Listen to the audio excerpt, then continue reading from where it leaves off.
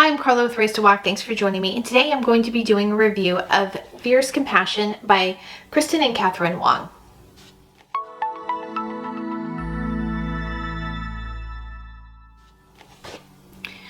But before we get started, a little bit about this channel. Here we share good thoughts about good words, and on Fridays I host a live Bible study on Instagram at Race to Walk, and then I publish 2 videos a week. I publish a replay of that Bible study with some study aids, as well as a video about books. So if you are interested in either of those things, be sure to like and subscribe and hit the bell for notifications so you can get updates about new videos. So what is this book, Fierce Compassion? The subtitle of it is The Life of Abolitionist Donaldina Cameron. I had never heard of her before, but I will tell you how I came across this.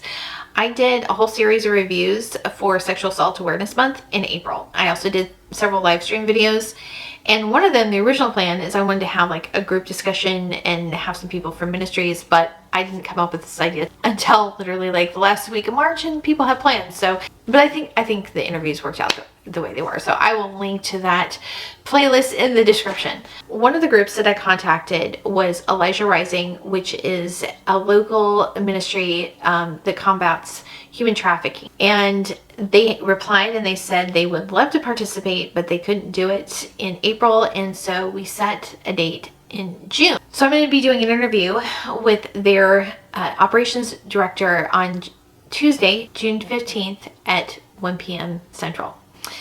And when I was corresponding with them, I said, well, I mainly talk about the Bible and books on my channel. Is there a book that you think is related to your ministry and what you do and that you'd like to discuss during that time?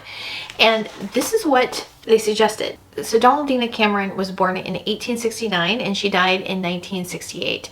Her family was Scottish. She was born in New Zealand. They had immigrated there, just looking for a better life, and they were there for a few years, and then they immigrated to California. They had a ranch where they raised sheep. She grew up in really a kind of idyllic family, but she had friends who lived in San Francisco, and one of the mothers of her friends was on the board for the Presbyterian home that provided a haven for Chinese women and children coming out of sex trafficking. They asked Donaldina to come and teach sewing for a year, and she ended up staying there for 40 years until she retired. Her life is just such an amazing story. She was totally fiery. She put the fear of God into people. They had corrupt politicians that hated her. They had criminals that hated her. She did not care.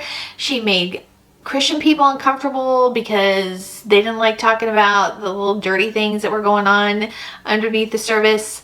But she was a disruptor. She completely stirred things up.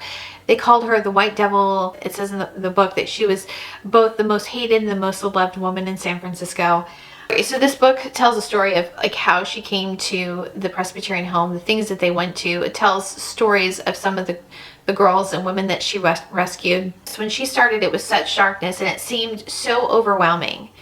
But she kept working at it, saving whoever she could and doing whatever she could. And at the beginning, you know what? She's just this girl that grew up on a sheep ranch that knew how to sew. But she used what she had in the opportunities that God opened for her. And she literally changed the culture that she was around. It didn't happen overnight. It took years. It took decades. It kept constantly talking to people and telling people the stories of her girls and what they had gone through and getting people to care. But she didn't stop. She didn't give up. She kept talking until someone was listening. So the story about her life is really interesting. But also, you know, when we think about slavery, we think it ended totally when the Civil War ended. And that's not true. Because there were women and girls, even into the 20th century, that were given back to their owners by the courts. They have a timeline in the back of the book about when different things happened. So it starts with 1849, the American Gold Rush started. 1861 to 1865, the American Civil War. 1869, the completion of the Transcontinental Railroad. And in 1874, the Presbyterian Mission Home opens in San Francisco.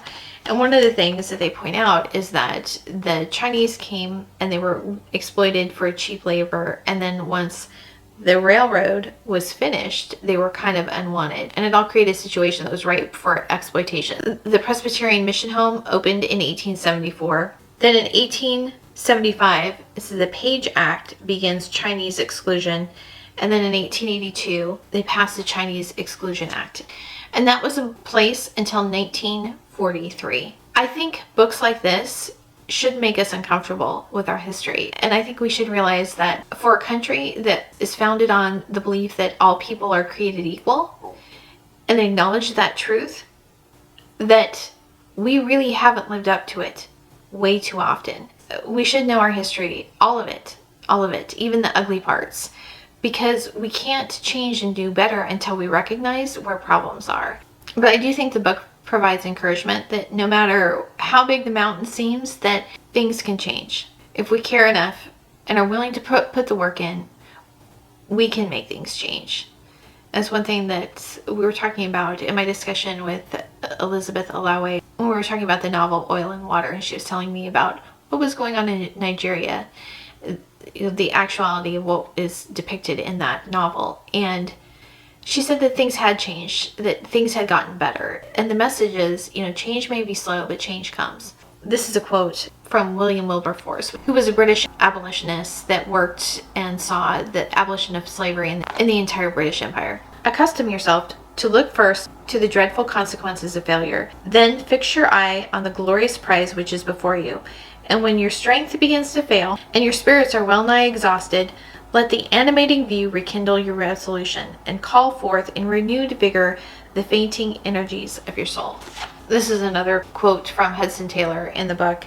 I found that there are 3 stages in every great work of God. First, it is impossible. Then it is difficult. Then it is done. So you keep working towards it until it is done. If you're teaching high schoolers, I think this would be a great book to read while you're learning about U.S. history and when you're learning about the California Gold Rush and the Western expansion. I think this would be great to read along with that.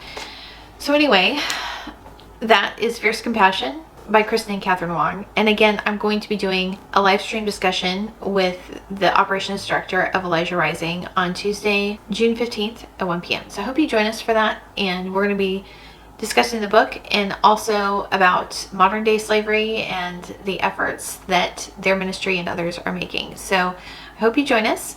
But anyway, thanks for watching, and I'll see you next time.